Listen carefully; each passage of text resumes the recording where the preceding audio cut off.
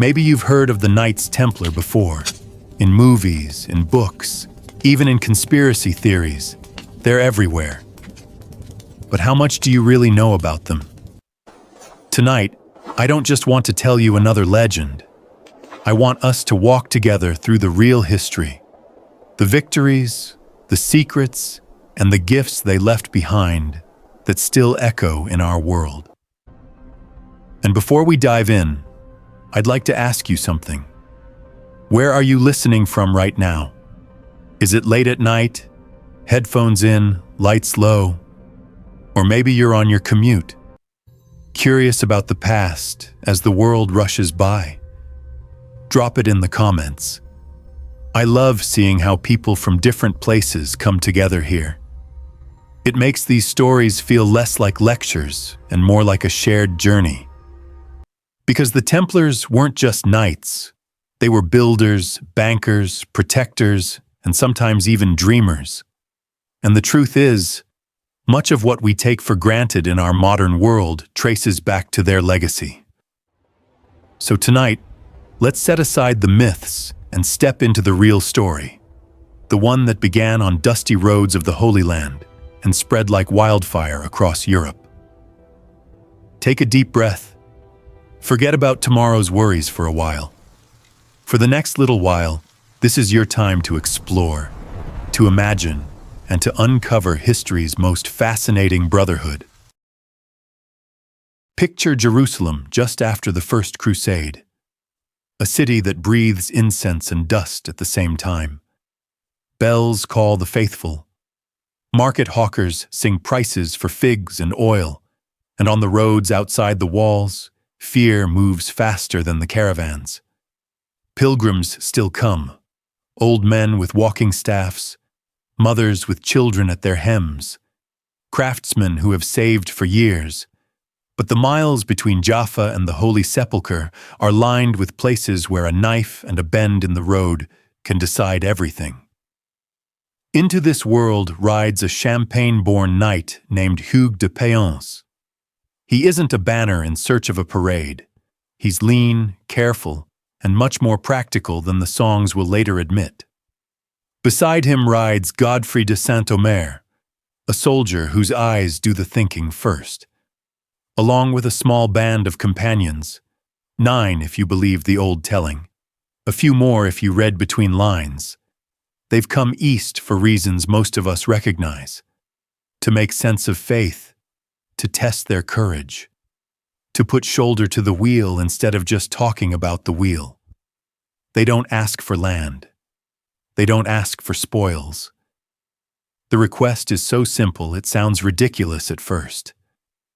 Let us live by rule like monks, fight like soldiers when needed, and take responsibility for the road, for the soft targets everyone else ignores.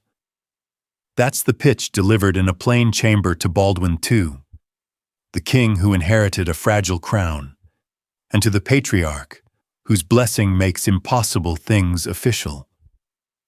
There's no thunderclap when the permission is granted, just a nod, a seal, and a set of keys to rooms on the platform the Latin Christians call Templum Salomonis, Solomon's Temple.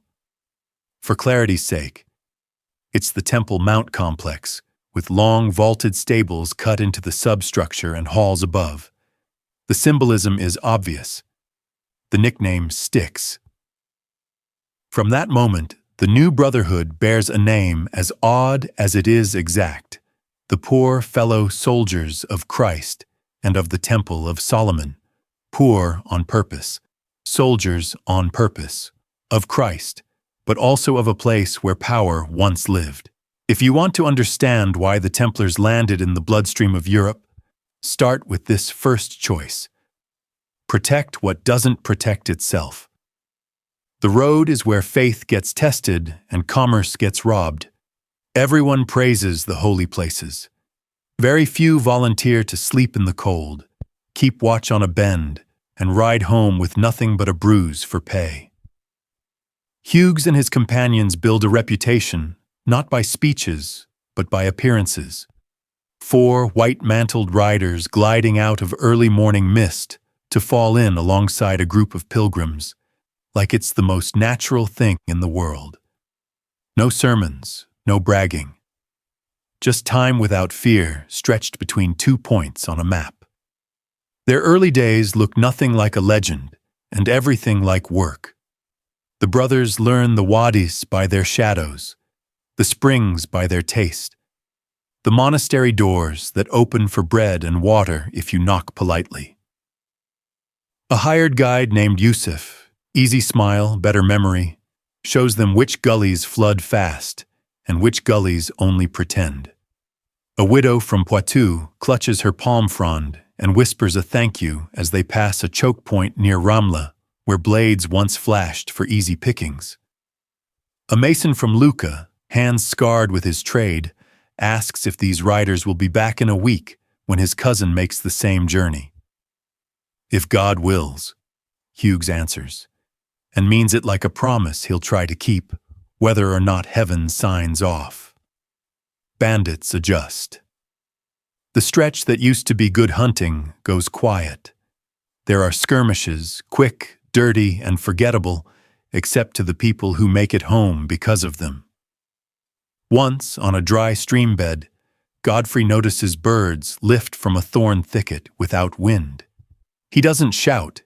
He nudges his horse left, and 3 men who've been trying very hard to be shrubs suddenly decide life is worth more than pride. A blade clatters on rock. No one sings about that day later, but that's the point. The new order thrives on low drama and high reliability. Inside their quarters on the temple platform, pattern hardens into rule. They rise before the sun for prayer. They eat in silence. No private wealth, no hunting for sport, no swagger for its own sake. Cloaks get patched, not replaced. Rings are iron, not gold. The austerity isn't a performance, it's an operating system. Less to carry means more to do. Fewer distractions means clearer decisions when the wrong bush suddenly grows knives. And here's a small, easily overlooked moment that hints at something larger. A pilgrim needs to get back to Jaffa fast, but wants to leave an offering for the Holy Sepulchre without hauling coin through ambush country. A brother, call him André, a clerk's son who handles a quill like a blade, takes out a slim ledger. The patriarch's seal lies beside the lamp. The idea is as old as trust and as new as necessity. Write the amount here, press the seal, honor it there. You and I would call it a receipt. They call it keeping faith between 2 shores. In that tiny act, the seed of a network takes root. Parchment promises that can travel safer than silver. No one says bank aloud. No one has to. Outside the walls, word spreads the way useful news always does, across ovens and over donkey carts, from a baker dusting flour off her wrists to a tinker patching a pot. Those poor knights up by the temple, someone says, the ones with the mended cloaks. My sister's husband came in from Lydda and didn't lose so much as a strap thanks to them. A merchant who trust tests everything scratches his beard and changes his route on market day. Faith is good. Predictability is better. The brothers, oddly enough, sell both. They also learn that swords alone won't keep a road safe. Relationships will. The nuns near Emmaus who tend cuts and fevers get a jar of oil the next time a patrol passes. The Armenian scribe at the edge of the bazaar, ears everywhere, prices fair, gets a nod and a quiet exchange of rumors that aren't worth much alone and priceless in patterns. The gate at a small monastery squeals. A Templar sergeant fixes the latch with a strip of leather and a nail pulled from a broken stirrup. Weeks later, when a patrol needs shelter fast, that gate swings open before the knock finishes. This, more than any one skirmish, turns the road from a gamble into a habit. If you've sensed something new forming, you're right. The Templars aren't just fighting, they're inventing a role. Not monks who occasionally pick up swords. Not mercenaries who occasionally say prayers. A third thing. A thing the world didn't have a name for yet. A brotherhood that treats security as a vocation. Daily, boring, reliable, and therefore transformative. Of course, a king's favor and a patriarch's blessing aren't enough to make that stick across Christendom. To survive, the order needs more than a nickname and a noble impulse. It needs a rule, words on parchment that define how to live and how to be recognized from the Levant to the Loire. And it needs sponsors who can speak Rome's language. Winter creeps in. Hughes hands day-to-day patrols to men he trusts, Godfrey among them, and turns his horse north. In Champagne, snow softens the fields around the new Cistercian houses. There, an abbot named Bernard of Clairvaux sharpens a quill and studies this unusual request. Sanctify a life where the hand that grips a sword handles a rosary too. Bernard understands the scandal and the potential. And when he writes, he writes with fire. He will call it a new knighthood and make it sound less like an exception and more like a solution. But that is the next room, the next candle, the next signature. For now, hold on to the picture that matters. Dawn above a hard road, 4 white cloaks keeping pace with a family too tired to talk, and the quiet relief that comes from knowing someone competent has chosen to care about the stretch of earth you must cross. That's where the Templars begin. Not in treasure, not in curses, but in showing up. And strange as it sounds, showing up on time with discipline will change Europe more than any jeweled relic ever could. Say the word, and we'll step into Champagne, where ink, wax, and a council chamber will turn a fragile idea into an institution. When Hugues de Payan rode back to France, he carried no trophies, no relics, nothing to dazzle the lords and abbots he visited. What he carried instead was a story of danger and service. Pilgrims robbed, children orphaned, widows turned back from Jerusalem because no one could guarantee them safe passage. And then, the answer, a small company of knights who swore to take nothing for themselves, to live in poverty, and to protect with their lives what the road demanded. In Champagne, in Burgundy, in Paris, the story spread the way sparks leap from torch to torch. Most knights sought honor in tournaments or glory in battle. These men chose hunger, silence, and danger without reward. That paradox drew attention, and in the middle of this world, one man's voice mattered more than armies: Bernard of Clairvaux. Bernard was not a king, not a general, but he had something even sharper: words that could pierce the conscience of Christendom. When Hugues stood before him, rough-cloaked and direct, Bernard saw something dangerous and holy in the same breath. Soldiers who lived like monks. It was an offense to common sense and a gift to the Church's imagination. So Bernard wrote. He wrote a letter that burned across Europe like a sermon that could not be forgotten, in praise of the new knighthood. No longer would knights waste themselves in feuds or vanity, he argued. Here was a new kind of chivalry, one that fought not for plunder or pride, but for pilgrims, for faith, for Christ himself. And then came Troyes, the Council of Troyes, 1129, a gathering of bishops, abbots, and noblemen under papal authority. They weighed the Templars' request not as an oddity, but as a necessity. The Crusader states were fragile. Pilgrims were still streaming east. What was needed was order, structure, a rule that could hold men together across borders. The Templars walked into that council still looking more like wanderers than founders. They walked out with recognition, a rule, and something greater: the Church's approval. The rule of the Templars was not a romantic code, but a ledger of discipline. White mantles with red crosses to mark their vow. No fine clothes, no personal luxuries, no hunting for sport. Horses limited to 3 apiece, 1 for the night, 2 for the fight. Eating in silence, prayers at fixed hours, and always, always obedience. The seal was stamped. The poor fellow soldiers of Christ had become an order. From that day, Europe looked at them differently. Knights who had been beggars now stood as brothers with papal blessing. Their name began to carry weight in courts and taverns alike. The Templars, people whispered, half in admiration, half in awe. And slowly, something else happened. Men of noble blood, weary of feuds or seeking redemption, began to lay their swords on the altar and take the vow.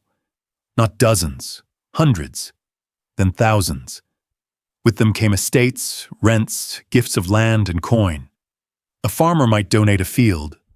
A lord might gift a village. Piece by piece, the order's network grew across Europe. Commanderies in France, houses in England, vineyards in Portugal, mills in Italy. The irony was sharp.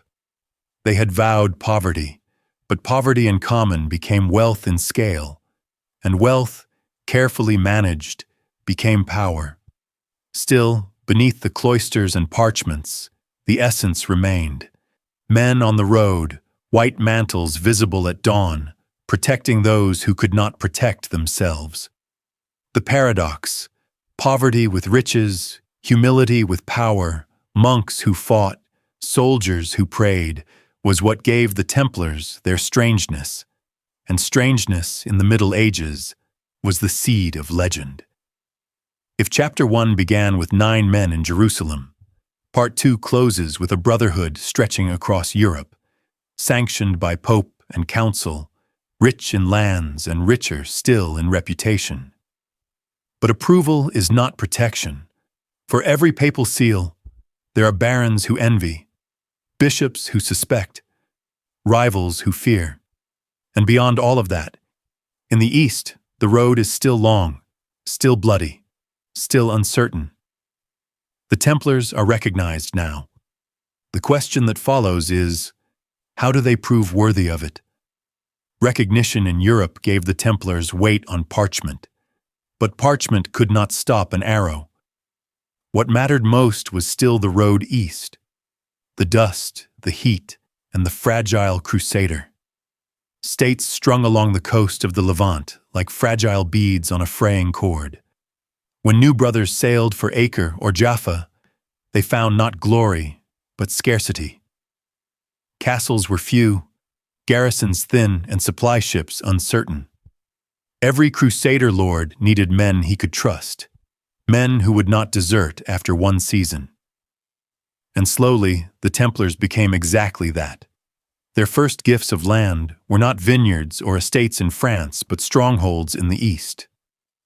In 1136, King Fulk of Jerusalem granted them a fortress at Gaza, a battered outpost where desert met sea. Others followed, Bagras in Cilicia, Saft in Galilee, and most famous of all, the Temple Mount itself in Jerusalem, where their name had begun. Think of Gaza not as a castle of romance, but as a scarred wall facing endless sand. It was lonely, exposed, and costly to maintain. Yet the Templars poured men and coin into it, because the logic was simple. If the desert poured north, Gaza would be the first warning bell.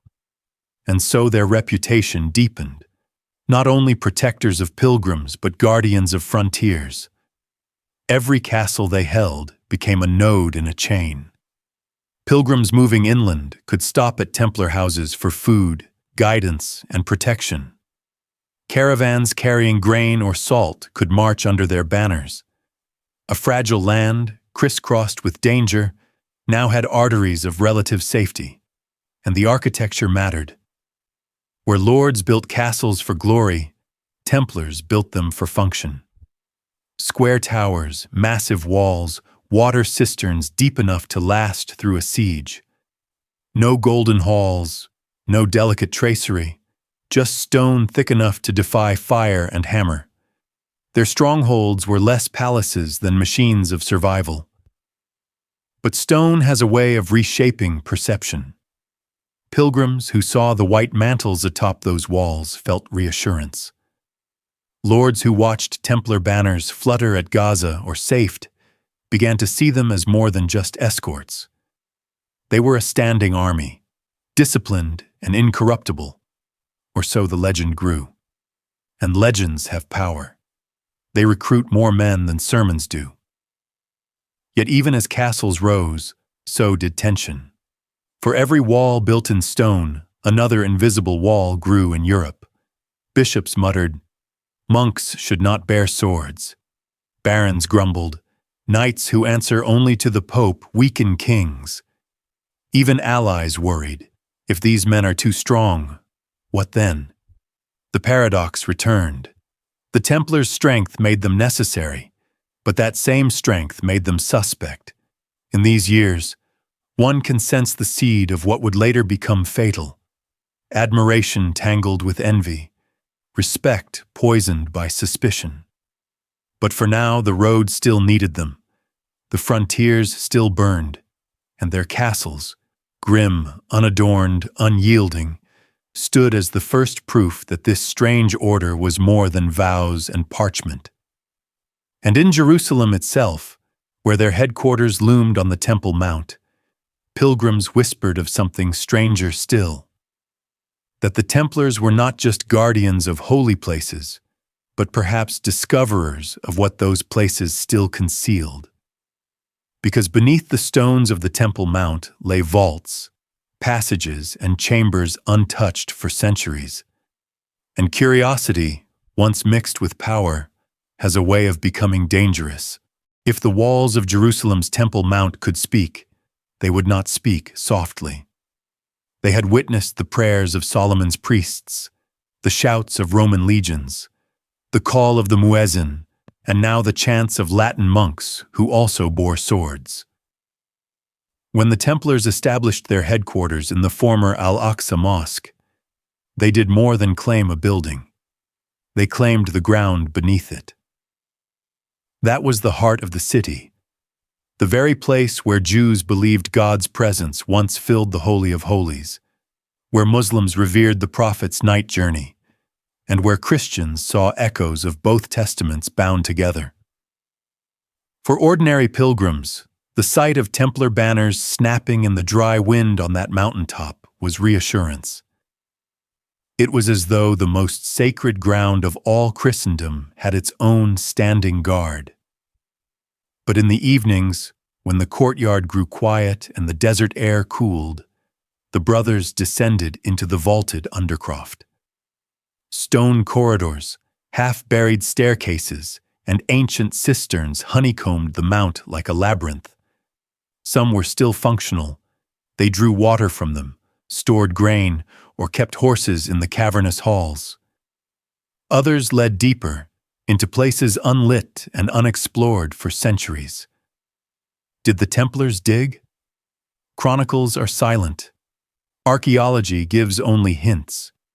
Yet later generations would whisper that the knights tunneled for more than cisterns, that they sought relics, scrolls, or treasures left by kings long dead.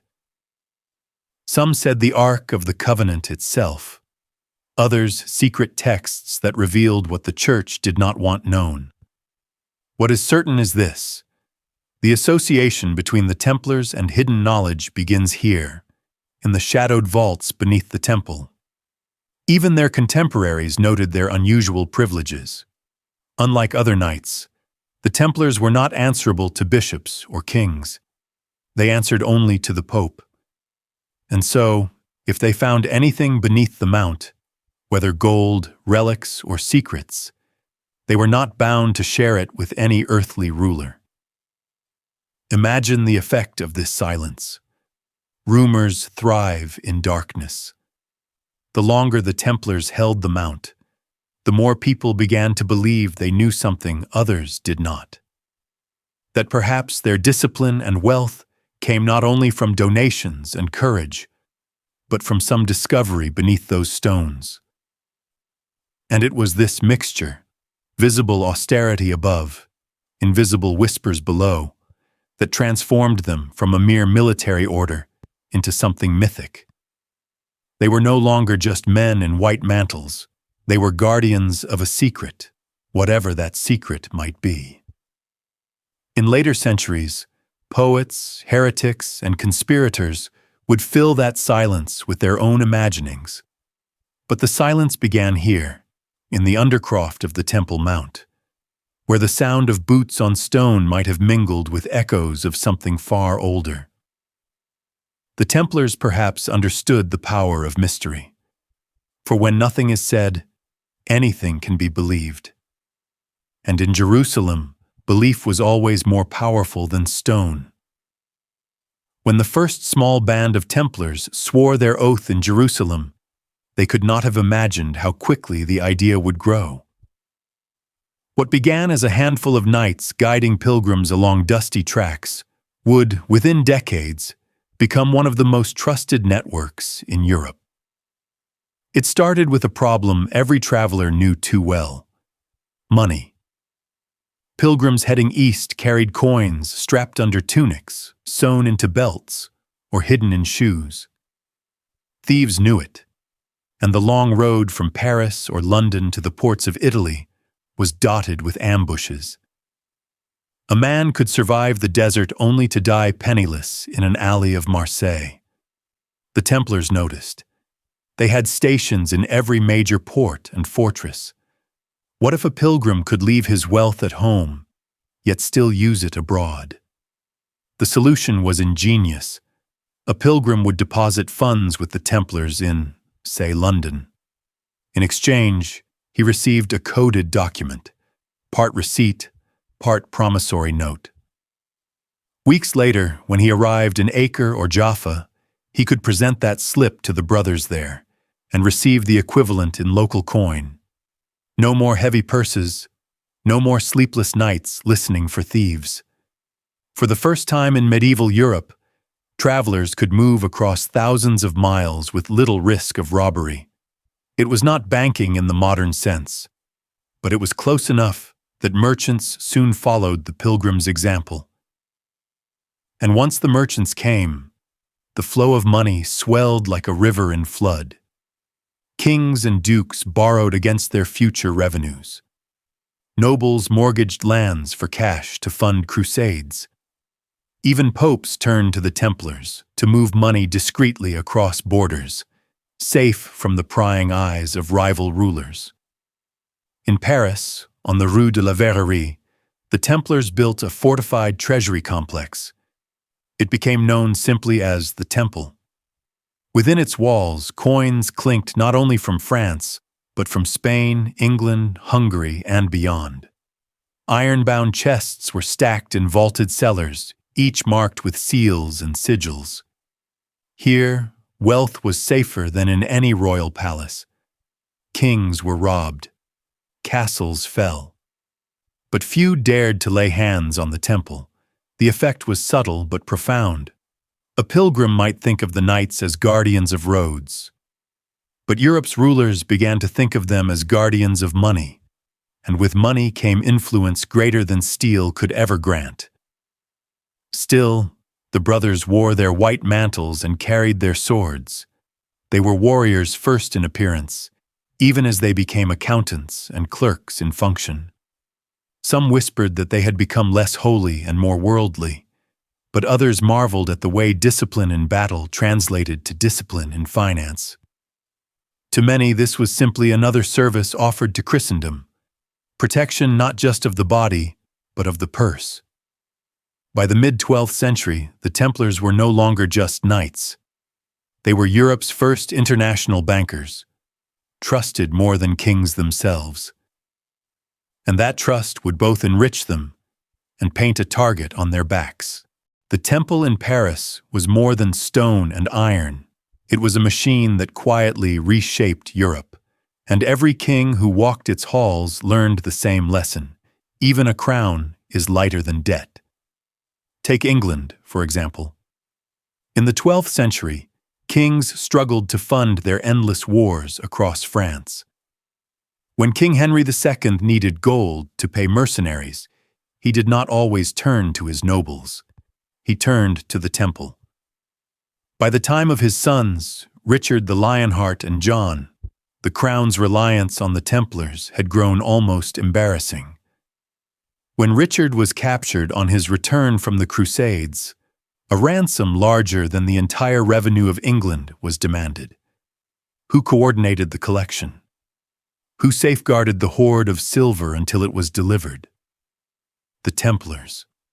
Without them, the king might have rotted in a German dungeon. In France, the story was the same. Kings stored their private treasuries inside the Paris temple. Nobles whispered that the monarch himself trusted the knights more than his own officials. That was no exaggeration. The temple's coffers were guarded by walls and swords, but more importantly, by a reputation for incorruptibility. A king's soldiers could be bribed, the brothers could not. Even the Pope found them indispensable. When Innocent III needed to send funds for the Fourth Crusade, he used Templar channels. The brothers carried sealed chests across borders under their own banners, respected by toll collectors and feared by bandits. No one dared open a chest marked with the Red Cross. The irony was sharp. The Templars had begun as poor knights sworn to poverty. Yet in serving others, they became wealthier than anyone could imagine. They owned fertile estates across Europe, mills grinding grain by rivers, herds grazing in meadows. They levied rents, collected tithes, and even controlled entire towns. But wealth has a weight. For every king who trusted the Templars, there was another who resented them. To borrow was to admit weakness. To owe was to feel shackled. Some rulers began to whisper that the temple was too powerful, too independent, perhaps even dangerous. Still, in the 12th and 13th centuries, none dared confront them openly. The knights were too useful, too respected, too feared. They carried not only swords, but also Europe's gold, and as long as kings remained their debtors, the brothers stood untouchable. But history has a cruel rhythm. The higher one climbs, the more dramatic the fall. And already in the shadows, resentment was sharpening into ambition. One king in particular, Philip IV of France, would not forgive the humiliation of bowing before men in white mantles. And his grudge would ignite the end of the Templars' age. Philip IV of France, known to his people as Le Bel, the Fair, was not remembered for charm or laughter. He was remembered for the way his eyes lingered on coins. Thin, sharp, calculating eyes. If the Templars were guardians of Europe's treasure, Philip was the king who lived perpetually in need of it. Wars against England drained his coffers. Campaigns in Flanders bled them dry. The glittering court he maintained in Paris, with its gowns and tournaments, consumed what little was left. And unlike his predecessors, Philip did not accept dependence with humility. He loathed it. Every loan he signed with the temple was, to him, a chain clasped around his throne. The temple in Paris sat like a rival palace within his own capital. Its towers rose above rooftops, its walls thicker than any noble's stronghold. Inside lay treasures that did not belong to him, treasures he had touched but not mastered. The insult gnawed at him. To be king, yet not the richest man in his realm, seemed intolerable. His solution was not to curb his spending or to reform his rule.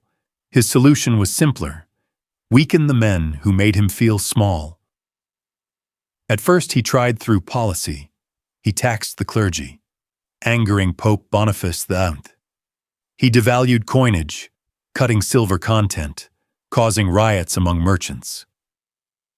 Each misstep left him more desperate, more indebted.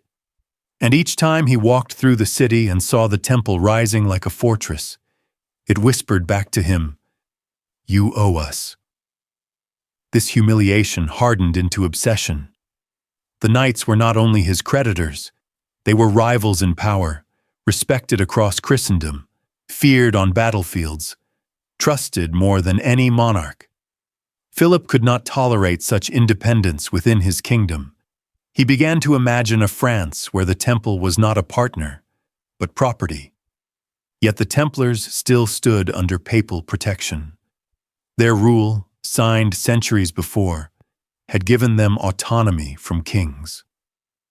Philip could not simply seize their wealth without consequence. He needed leverage, an excuse so damning, so shocking, that even the Pope would have no choice but to look away. And so began the quiet war, not with swords, not yet, but with whispers. Agents were sent into taverns, monasteries, and courts to collect rumors. Old grudges were fanned into flames. Former brothers who had left the order were coaxed into speaking against it. In the shadows, Philip began weaving the net that would one day fall over the entire brotherhood. It would take years, but for a patient man obsessed with coin, years were nothing. What mattered was the prize, the treasure of the temple, the humbling of the order, and the crown restored as the supreme power in France. The Red Cross had stood untouchable for 2 centuries. Philip intended to stain it. At first, the rumors were little more than sparks. A servant in Champagne claimed he had once glimpsed a strange ritual: candles, chanting, a kiss placed where no kiss should be. A discharged knight muttered of oaths taken in secret tongues, of idols hidden in vaults. Alone, each tale was flimsy, almost laughable. But in Philip's court, flimsy tales became weapons once sharpened. His officials, skilled in bending truth, gathered every rumor and stitched them into a tapestry of corruption. They spoke of initiation rites where brothers spat upon the cross, denying Christ to prove their loyalty to one another. They spoke of worship of a severed head, a grotesque idol called Baphomet. They spoke of unnatural affections between men, cloaked in the excuse of brotherhood. To a modern ear, the stories sound like fevered slander. But in the 14th century, when heresy was a crime worse than treason, such whispers were poison. Once spoken aloud, they clung to the imagination, impossible to wash away. And Philip knew how to feed them. He ensured the tales reached the ears of clerics uneasy with the temple's independence. He let them fall into conversations among merchants who resented the knights' control of trade. He nudged them toward the papal court, where Pope Clement XI, weak and indebted himself, could not afford to ignore the King of France. Clement was a cautious man, reluctant to condemn the Templars outright. But he also owed his throne to Philip, who had maneuvered him into power. Between loyalty to the order and obedience to the crown, the Pope chose silence, silence that Philip interpreted as permission. The temple's reputation, once stainless, began to darken. Some common folk scoffed at the rumors, others whispered them as truth. Suspicion breeds quickly when envy already festers, and envy of the temple was everywhere. Inside the order, the knights continued their prayers, their banking, their travels. They scarcely imagined that their greatest enemy was not a Saracen with a blade, but their own king with a pen. Philip waited, patient as ever. He had planted seeds. Now he needed only to water them with fear and harvest them with violence. The cross would not fall in battle, but in courts and prisons, under the weight of confessions wrung from broken bodies. The machinery was almost ready. All it lacked was the signal to begin. It was Friday, October 13th, 1307. The kind of date that would ripple through time, etched into superstition. At dawn, while Paris still slept beneath its autumn mist, armored men fanned out across the city. They bore the king's seal and carried sealed orders none of them had been allowed to read until midnight. The wax cracked, and suddenly the mission was clear. Arrest every Templar in France, seize their houses, their treasuries, their persons. The operation was astonishing in its precision. In castles, commanderies, even remote farms, soldiers arrived at the same hour. The knights, disciplined and unsuspecting, offered little resistance. They were bound, shackled, and led away. Their white cloaks with the red cross, once symbols of divine courage, trailed in the mud of the streets. In Paris, the temple compound stood like a small fortress within the city walls. It had always been a place of safety, a storehouse of gold and records, a symbol of trust. That morning, its gates were forced open, its masters dragged out, its vaults sealed with the king's banners. Witnesses said the silence was uncanny, as if the walls themselves held their breath. For the people watching, confusion reigned. The Templars had stood for centuries as protectors of Christendom. How could they suddenly be accused of heresy and treachery? But the king's men did not come with answers, only accusations. The knights were told nothing, only thrown into prisons that had been prepared in advance, cells already waiting as if the verdict had been written before the arrests were made. News spread like wildfire, from the Loire Valley to the Pyrenees, from Normandy to Provence. The same story unfolded. Knights pulled from their beds at dawn, chapels stripped, documents seized. By the week's end, nearly every Templar in France had been captured. It was not the clash of swords that felled them, but the turning of keys in locks. And behind those locks, a darker weapon waited, one that did not strike in daylight, but in the shadows of interrogation chambers. The Friday of bloodless capture was only the beginning. What followed would carve the order's name into history forever, not for glory, but for tragedy. When the cells closed, the silence did not last. In dim chambers beneath royal fortresses and city halls, the work began. The inquisitors came armed not with swords, but with questions sharpened into weapons. Do you deny Christ? Did you spit upon the cross? Do you worship idols in secret? The knights, bewildered, answered with the pride of men who had bled for Christendom. Never. We are his servants. Our order is pure. But their voices soon faltered against the instruments of pain. Ropes tightened until bones cracked, boots of iron crushed feet already ruined by years of crusading marches. Some were suspended by their arms until shoulders tore loose from their sockets. A confession was not sought. It was engineered. The words demanded by the king's agents were placed in the mouths of the accused, pulled out like splinters from flesh. Even in agony, many resisted. Records speak of brothers who endured hours of torment without breaking, whispering prayers until their voices became groans. Others, broken past endurance, spoke the words their captors wanted. Yes, we denied Christ. Yes, we kissed idols. Yes, we consorted with the devil.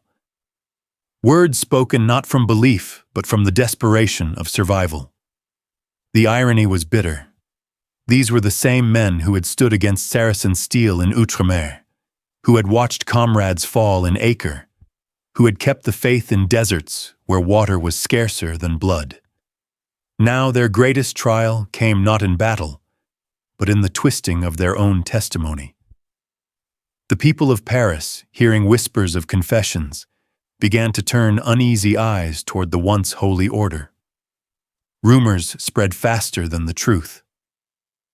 They worship goats, said one pamphlet. They serve Baphomet, said another. No one had seen these things, but under torture, Enough men had said them to make them real in the imagination of the crowd. And so what began in secret chambers spilled into the streets. Doubt, distrust, a sense that perhaps the Templars had always hidden something dark behind their white cloaks. But not all bowed to the weight of chains. Some knights, even as they confessed, recanted the moment they were freed from torture's grip. Others refused outright, no matter the cost. Their names, scattered through parchments, bear witness to men who would not trade honor for life. Yet for most, the damage was done. The king now had what he needed: sworn confessions, stamped with seals, enough to carry the spectacle to its next stage, the stage of fire. The chambers of torture had done their work. Now the stage shifted from stone vaults to the open air of Paris, where the theater of power would unfold. In 1307 and the years that followed, the streets around the Ile de la Cité filled with whispers. Notices were nailed to doors. Word spread in taverns and markets. The Knights Templar, once protectors of pilgrims, would face trial for heresy. The crowd was eager, not only for justice but for spectacle. The trials were held in great halls where banners of the crown and papal seals were displayed side by side, a reminder that this was not merely a royal purge, but a union of throne and altar. Inquisitors sat at long tables, parchments spread before them like nets waiting to ensnare. The accused were marched in one by one, their white mantles stripped away, their once proud crosses torn from their chests. Some came limping, their bodies still bearing the marks of the rack. Others, gaunt and hollow-eyed, looked less like warriors than shadows of men. They spoke hesitantly, often contradicting themselves, denying one moment, confessing the next, as though their very memories had been beaten out of them.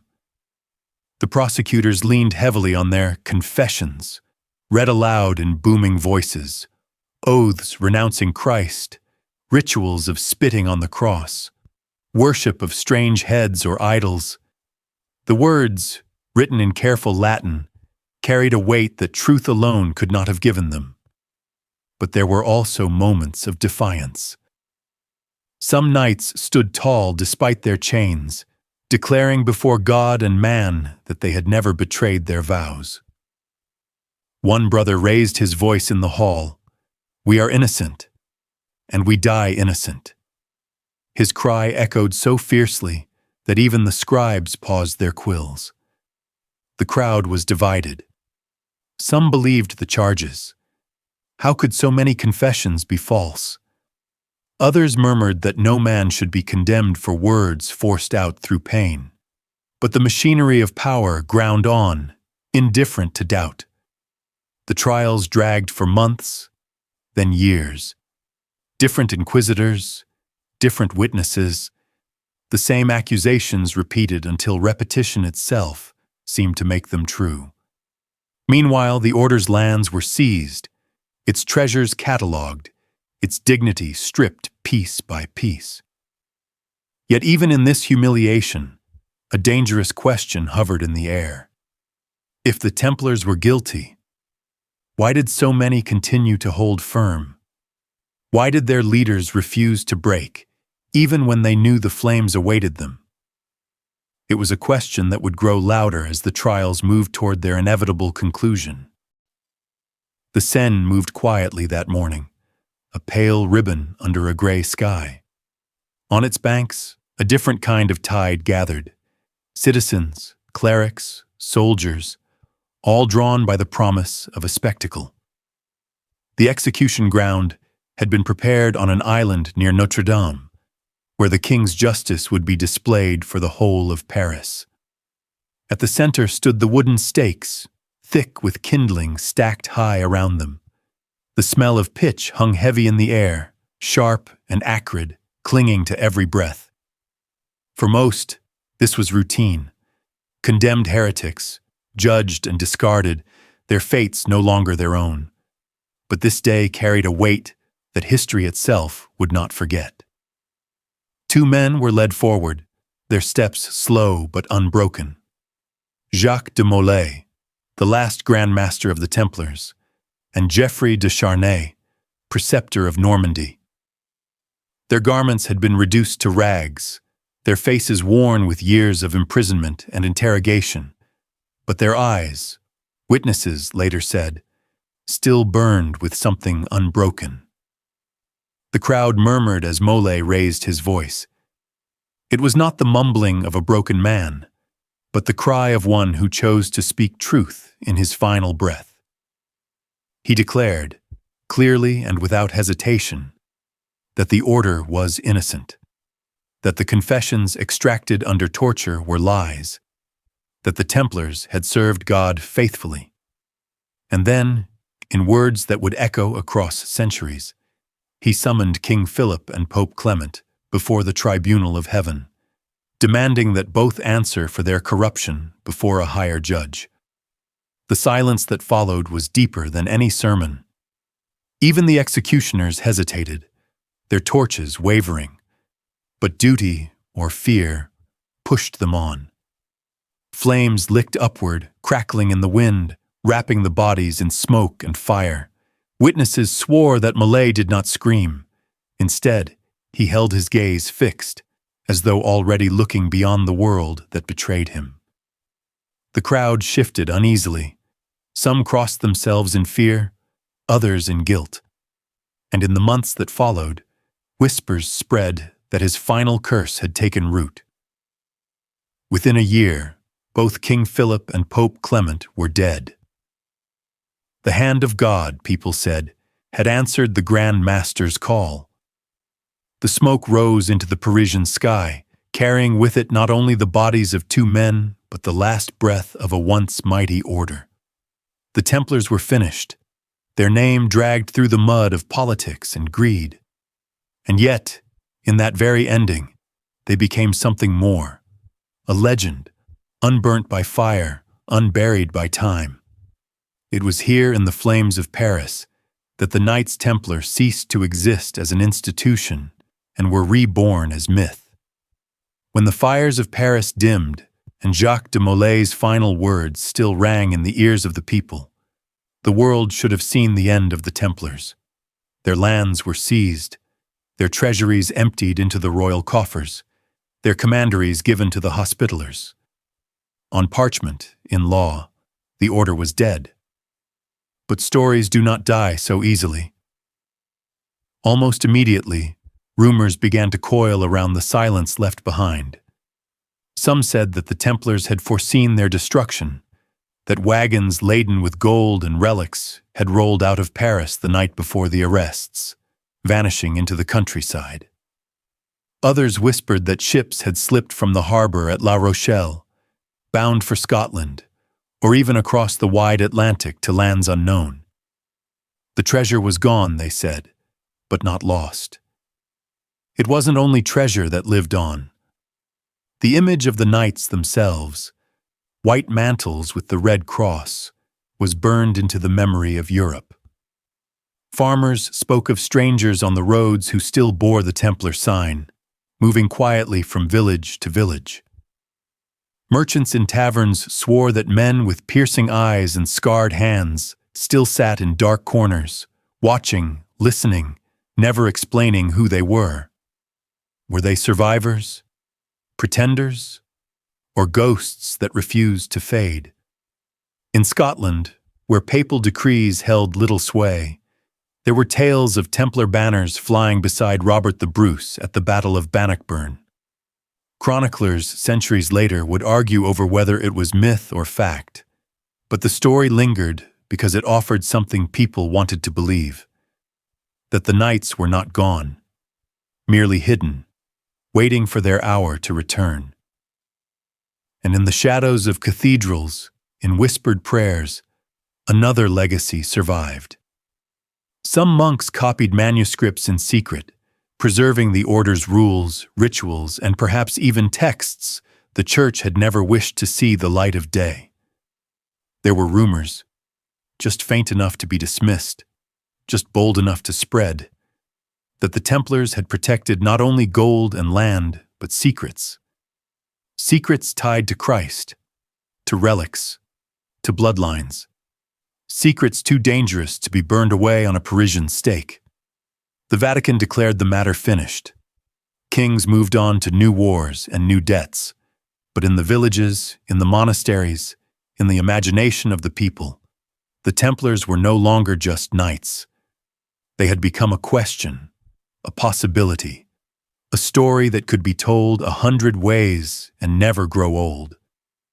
The order was gone. The legend was born. It is strange how absence can be louder than presence. The Templars, once the most visible brotherhood in Christendom, disappeared in a single sweep of papal ink. But the silence that followed was filled by voices, not official chronicles, but tavern whispers, ballads sung on lonely roads, and stories told by firelight when the wind pressed against the shutters. In these retellings, the Templars were not broken. They were guardians who had chosen to vanish into the folds of history. Some said they walked the forests of Germany disguised as humble woodcutters, their swords buried beneath cloaks of bark and moss. Others swore they had crossed the seas, carrying secrets too vast to be contained by Europe.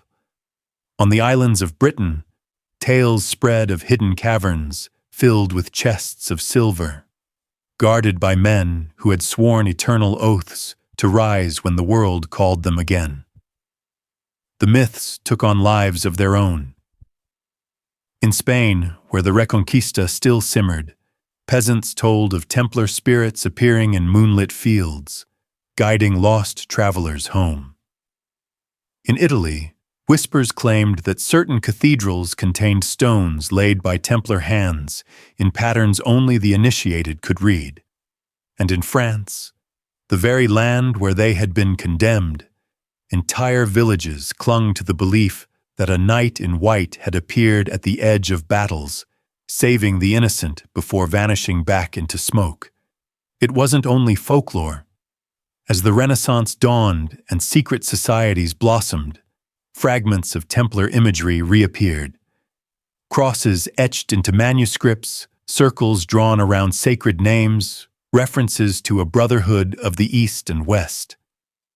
Scholars debated whether these were true survivals or clever inventions. But for those seeking mystery, the Templars were fertile soil. What mattered was not what was provable, but what was imaginable. The order had died as soldiers, but lived on as symbols. Symbols of hidden knowledge, forbidden truths, and loyalties stronger than any king. Even centuries after the last Grand Master turned to ash, the Red Cross still burned in the minds of dreamers and conspirators alike. And so, from the ashes of persecution, a paradox emerged. The destruction of the Templars created not their end, but their immortality. Centuries passed, yet the Templars never truly faded. They became ghosts that refused to stay buried, woven into the imagination of Europe like threads stitched into the lining of a cloak. And when the Renaissance ushered in a hunger for hidden knowledge, those threads began to glimmer again. It started quietly, in the margins of manuscripts, in cryptic letters passed between scholars, and in whispered oaths spoken beneath candlelight. Men searching for meaning beyond the rigid structures of church and crown began to reach backward into the shadows of history, and the Templars, destroyed in name but not in legend, were the perfect figures to claim.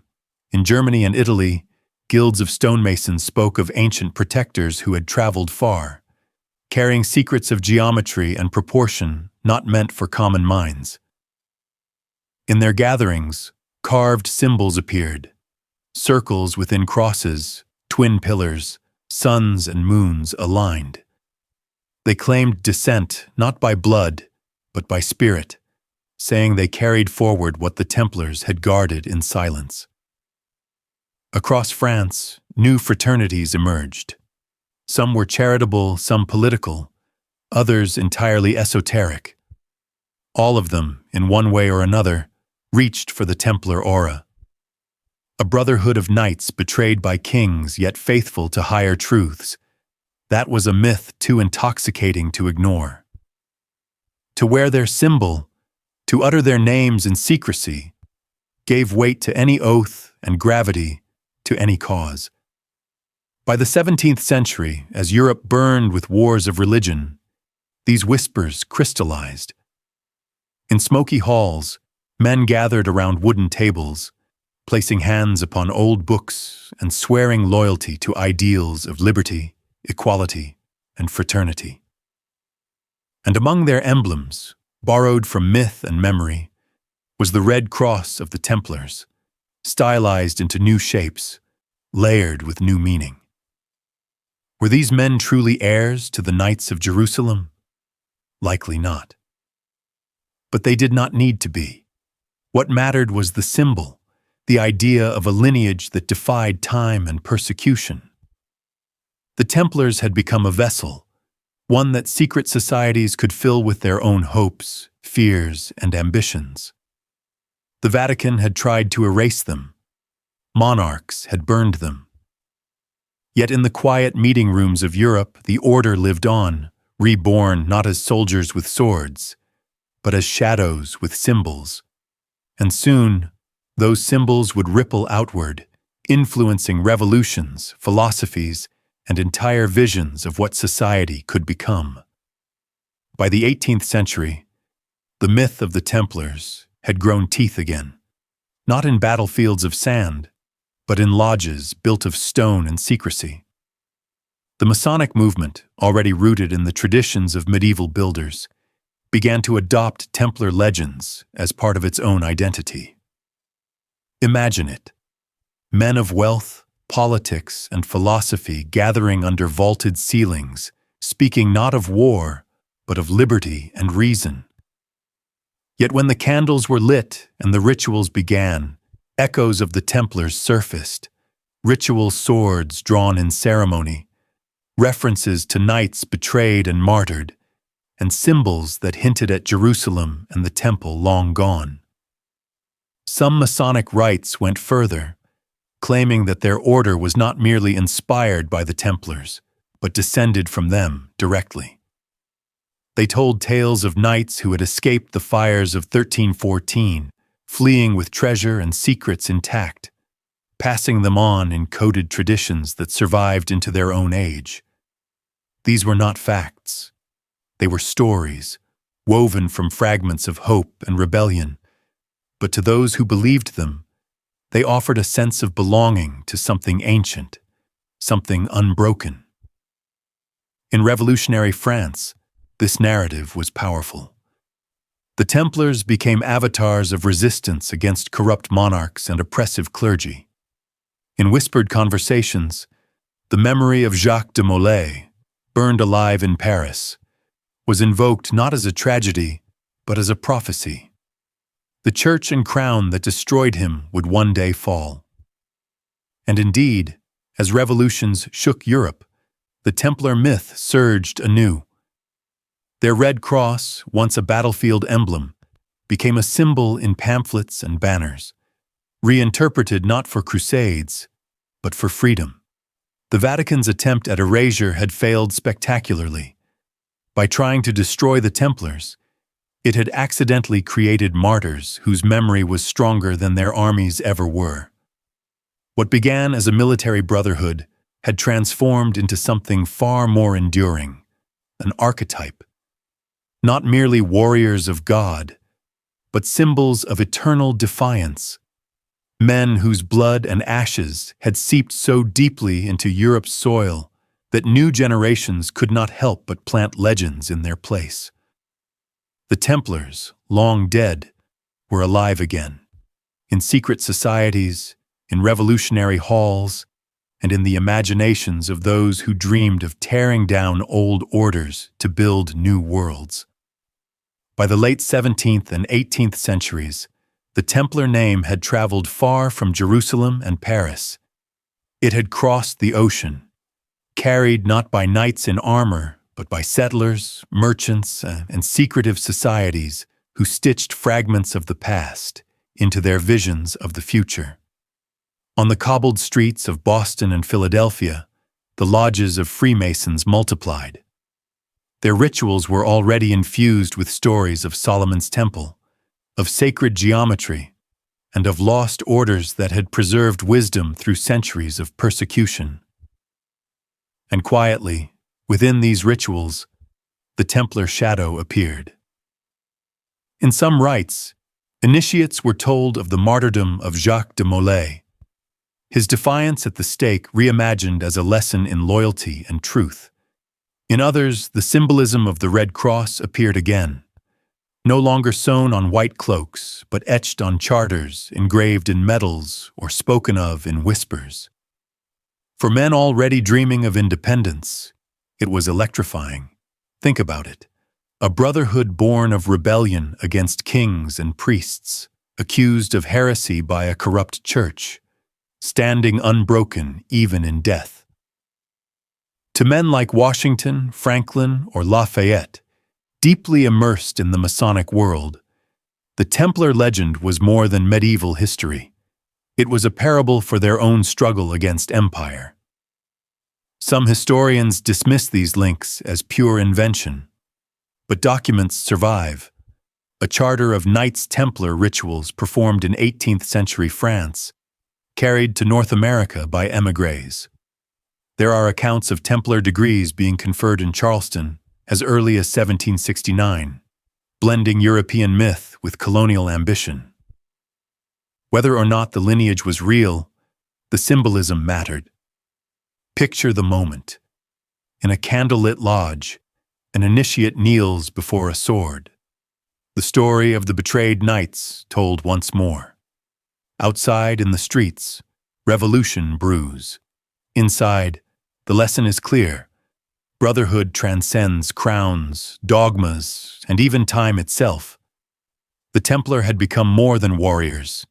They had become a timeless banner for those who dared to imagine a new order. And across the Atlantic, in the young United States, those whispers of red crosses and fallen knights would echo in ways both subtle and profound. Walk through Washington, D.C., and you might not notice it at first. The city seems like any other.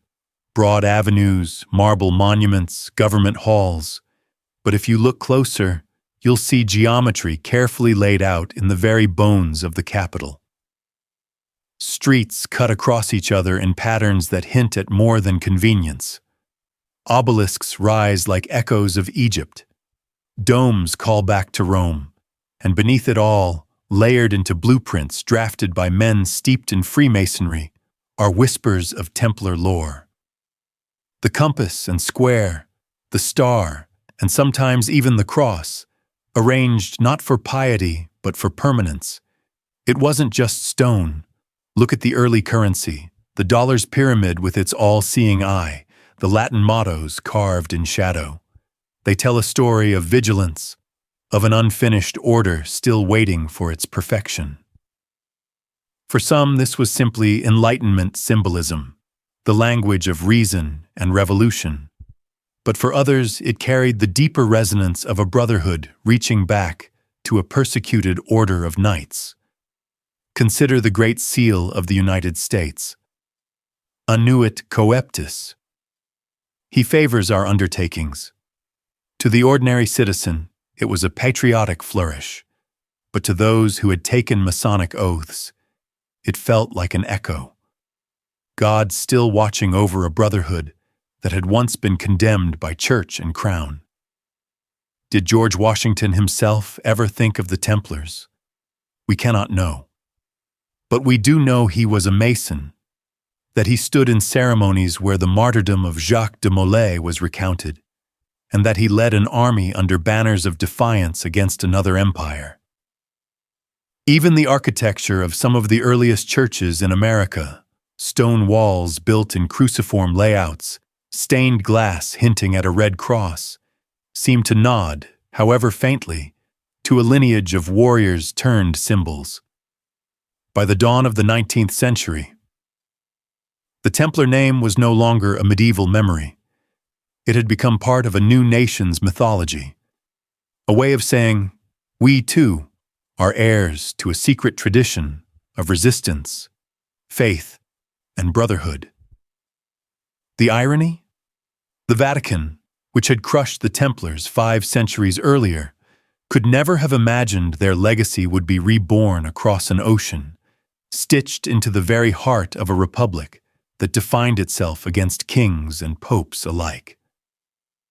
By the time the 19th century dawned, the Templars were no longer spoken of with the fear that had shadowed their name for so long. Instead, they began to reappear, this time in whispers of romance, in novels, in secret lodges where men in dark coats raised glasses to ideals of honor and sacrifice. In Europe, Romanticism was reshaping the way people thought about the past. Medieval castles, once seen as relics of brutality, became objects of fascination. Troubadours, knights, and chivalric codes returned in poetry and song. And among them, the Knights Templar, those warrior monks who had fought and fallen in the East, became the perfect symbol for a world yearning for lost nobility. Writers seized upon the image. Sir Walter Scott's Ivanhoe gave readers a Templar villain, proud and tragic, wrapped in mystery. The order, long condemned, was now reimagined as something dangerous yet noble, secretive yet captivating. Painters followed suit, draping red crosses on white cloaks across canvases of moonlit ruins and solemn processions. At the same time, Freemasonry was swelling in influence. In cities from London to Paris to Boston, lodges invoked the Templar name in their rituals. Some claimed, though without proof, that they held an unbroken lineage stretching back to the order's suppression in 1307. For members, this wasn't just pageantry. It was a way of claiming kinship with men who had defied kings and endured martyrdom for their oath. In France, new societies declared themselves Neo-Templar orders, blending ritual with charity. In Germany, scholars pored over manuscripts, debating whether the Templars had guarded the Holy Grail or preserved lost sciences from the East. In Italy, revolutionaries invoked them as martyrs for liberty. Everywhere, their name became a tool, for mystery, for inspiration, for rebellion. Even colonial powers carried the myth with them. French officers in North Africa compared themselves to Templar crusaders reborn, holding desert outposts against overwhelming odds. British explorers, mapping ruins in the Levant, scribbled in their diaries that perhaps these stones had once echoed with the steps of Templar knights. It is easy to dismiss all this as romantic invention. But beneath it, something important was happening. The Templars were no longer confined to medieval history.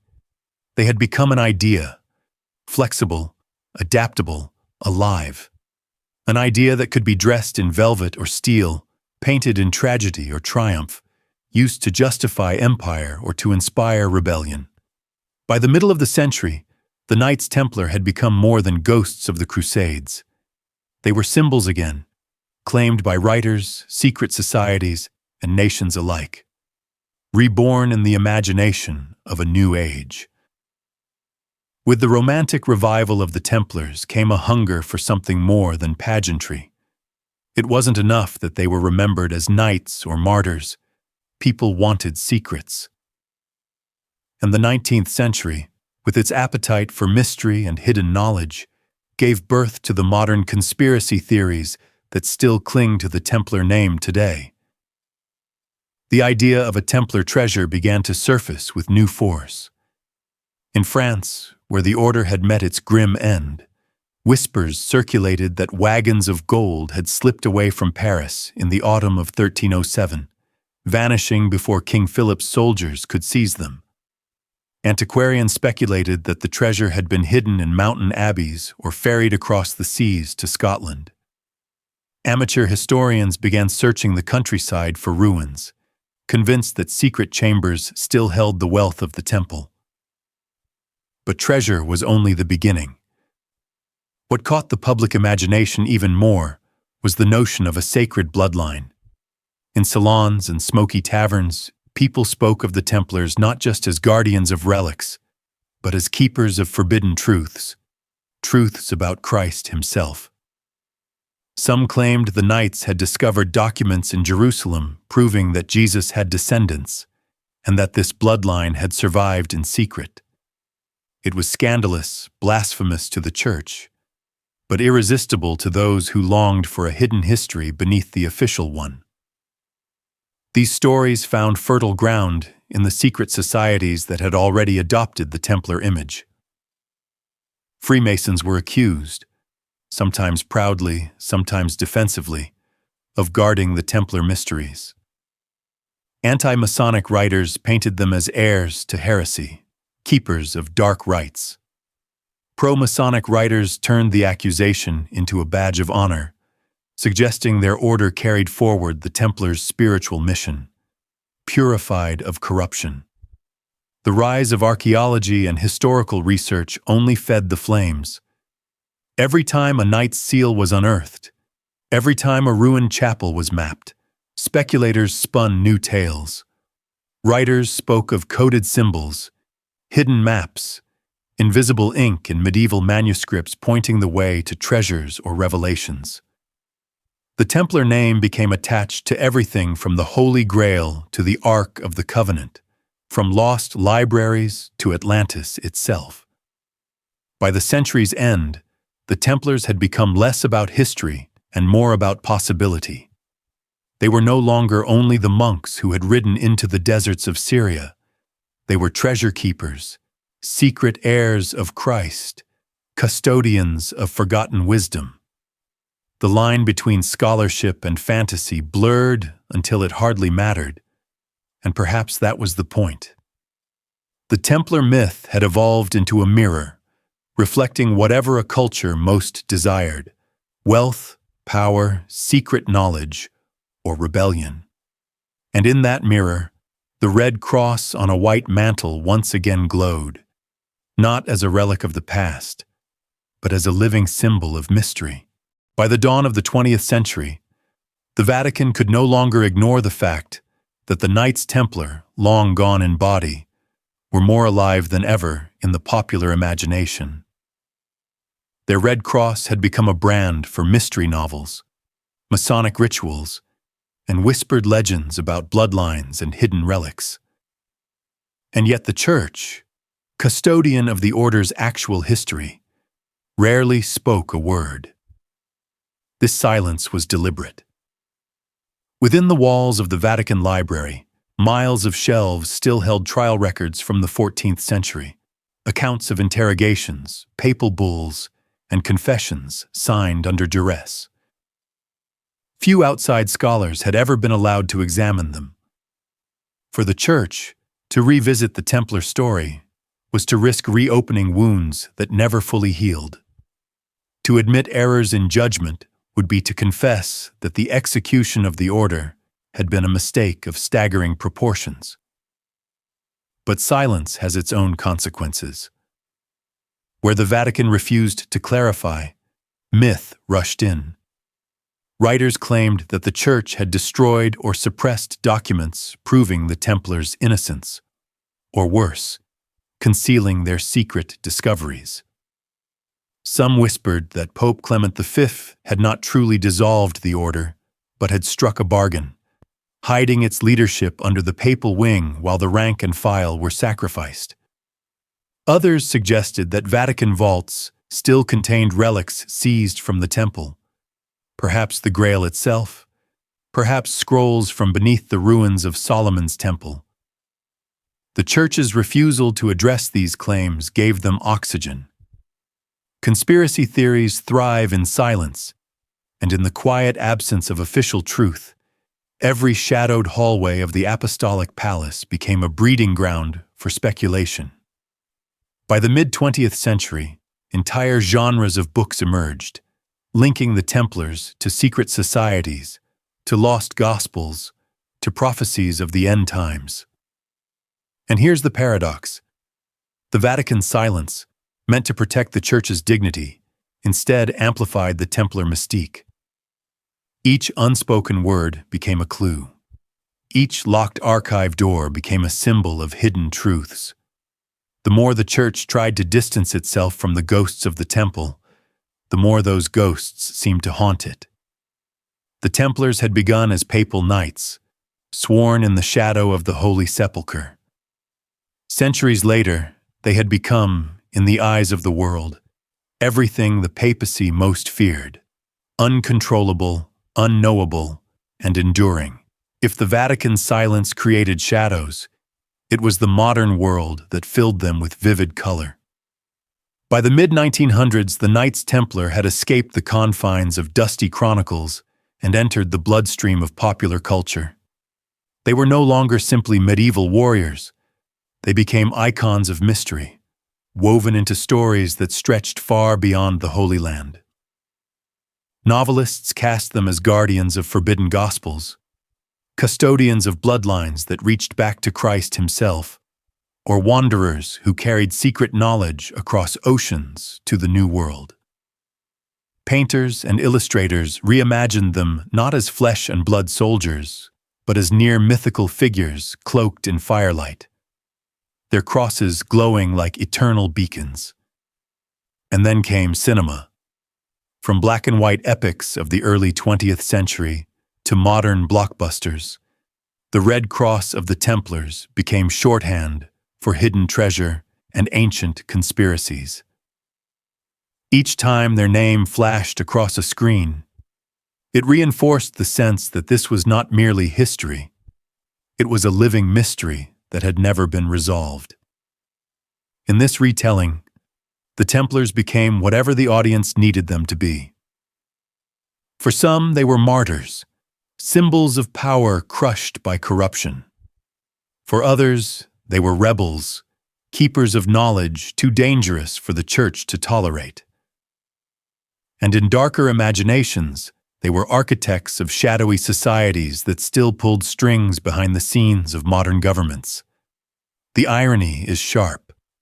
The real order of warrior monks, who lived and died between the 12th and 14th centuries, might have faded into footnotes if not for their destruction.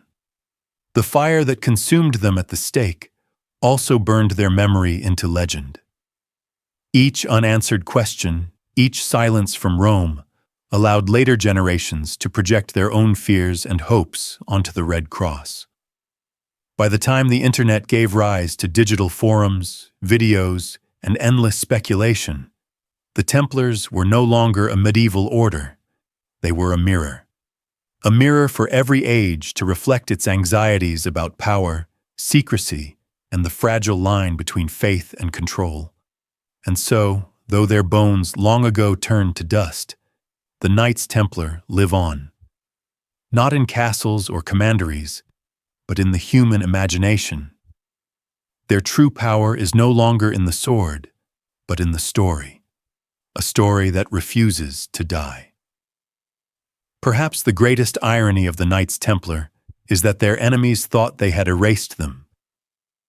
King Philip believed that burning Jacques de Molay would scatter their memory to ash. Pope Clement, in dissolving the order, thought he had ended a dangerous chapter. And yet, centuries later, their cross still burns brighter than ever, not on banners of war, but in the imagination of millions. History books record their battles, their banking system, their role in the Crusades, but stories carry what books cannot. Around campfires, in libraries, across digital screens, the Templars became something greater than themselves, a symbol. For some, they embody loyalty, sacrifice, and brotherhood. For others, they whisper of secrets buried too deep to surface. For many, they are the reminder that no power, neither king nor pope, can silence a story once it finds a voice. And maybe that is why you are here, listening now. Not just to hear about knights and castles, but to feel the weight of questions that never left us. What truth lies behind the legends? Were the Templars visionaries, martyrs, or simply pawns in a larger game? Or were they all of these at once? The red cross on white cloth is more than a relic. It is a mirror. Every age looks into it and sees its own reflection. Whether fear of secrecy, longing for justice, or hope for hidden wisdom waiting to be found. So as we close this journey, I want to ask you, what do you see when you hear the name Templar? Write it in the comments below. I'd love to know how their story echoes in your mind. If this journey into shadow and history stirred something in you, please don't forget to like this video and subscribe. It costs nothing, but it means everything. It helps us keep these forgotten voices alive, and it brings you closer to the next story waiting in the dark. Because the Templars may be gone, but their story isn't finished. And maybe, just maybe, you'll be here to hear the next chapter when it comes.